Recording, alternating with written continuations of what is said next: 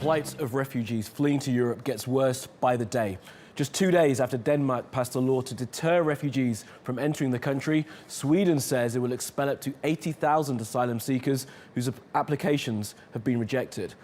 The government says it will use charter flights to send migrants back to either their home country or the first European country they registered in. For many, that would be Greece. Now, Sweden received more than 160,000 asylum applications last year, the highest number per capita in Europe. And Nordic countries are actively trying to deter refugees from coming. Aside from the planned expulsion of tens of thousands, Sweden has imposed border checks on people travelling from Denmark for the first time in decades. Finland has banned people crossing from Russia on foot or bicycle. And Norway has begun sending people back, around 5,500 migrants who've been housed at a camp in the north. They've been sent back over its Arctic border with Russia.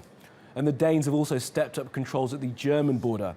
Denmark passed a bill on Tuesday to allow police to seize cash and valuables that exceed $1,400 from refugees. Well, TRT World's Kilmeny Duchardt has been following the developments and joins us now from a checkpoint on Sweden's border with Norway. Kilmeny, good to speak to you. Now, Sweden says it's deporting up to 80,000 asylum seekers. That's half the amount they took last year. Why now?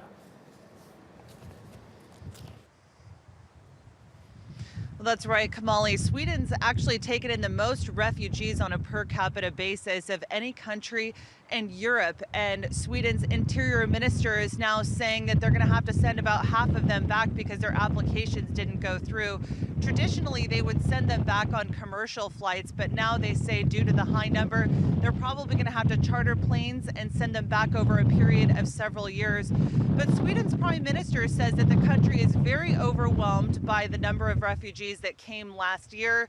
There's been an issue of overcrowding in a lot of these asylum centers. Earlier this week, a refugee stabbed a volunteer at one of the centers, and this is certainly raising questions about the number of resources that Sweden has to deal with this influx.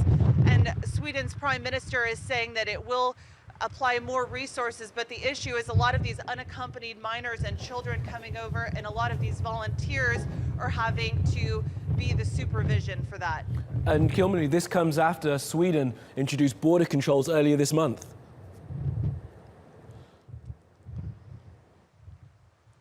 Absolutely. Well, right behind me, you have the border check. We're on the Swedish side of the border, and we had just come over from Denmark. A month ago, this never existed, but now Sweden has been checking IDs, and they're only allowing anyone in with a valid ID. That only applies to around 40% of refugees, and that's part of the reason why Denmark passed these tough refugee laws earlier this week, because they're dealing with a lot of the refugees that have been trying to cross into Sweden that have been sent back.